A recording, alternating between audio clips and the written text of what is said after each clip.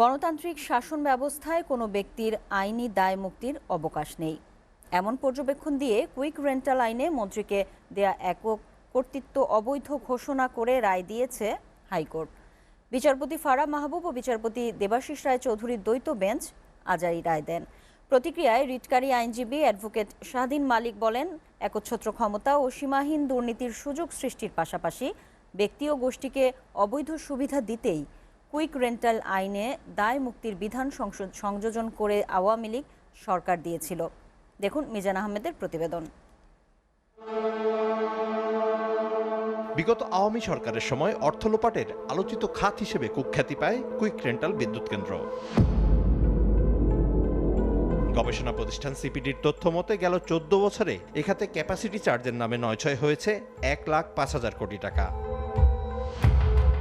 তুগলকি এই অর্থ লোপাটকে বৈধতা দিতে বিতর্কিত আইন করে তৎকালীন সরকার। দ্রুত জ্বালানি ও খনিজ সরবরাহ আইন 2010-এর 6-2 ধারায় বলা হয়, এই মন্ত্রণালয়ের দায়িত্বপ্রাপ্ত ব্যক্তি তার একক ক্ষমতা বলে যে কোনো ব্যক্তি বা প্রতিষ্ঠানের সাথে এক বা একাধিক চুক্তি করিতে পারিবেন। আর 9 ধারায় বলা হয়, সম্পাদিত ওইসব চুক্তি নিয়ে কোনো আদালতে প্রশ্ন তোলা যাবে না।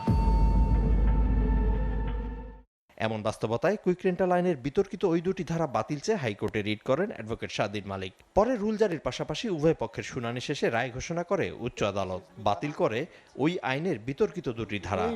আদালত এই 6-2-কে অসাংবিধানিক ঘোষণা করেছেন। এই যে এটা কোনো আনলিমিটেড অসীম ক্ষমতা এক ব্যক্তিকে দেওয়া হয়েছে, এইটা একটা প্রজাতন্ত্রে হতে পারে না।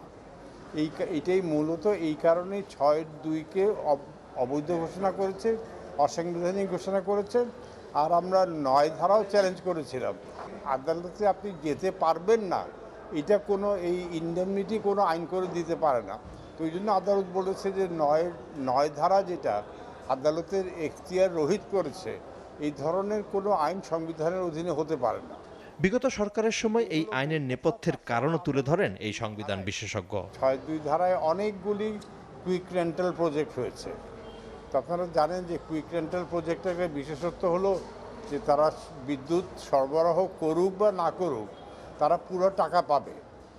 100 মেগাওয়াটের বিদ্যুৎ কেন্দ্র সে 20 মেগাওয়াট সাপ্লাই দিচ্ছে, কিন্তু 100 মেগাওয়াটেরই টাকা পাবে। অর্থাৎ এটা আসলে লুটপাটের বিশেষ বিধান আইন হয়ে গেছে।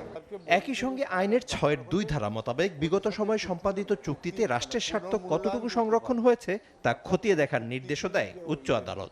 বসে থেকে টাকা দিবে সরকার, যদি এটা না চায় তাহলে হয়তো ওই চুক্তির ওই শর্তগুলি সরকার বদলাতে পারবে। এই ক্ষমতাও এই রায়ে সরকারকে বিশেষভাবে দেওয়া হয়েছে। Mizan Ahmed, SA TV, Dhaka.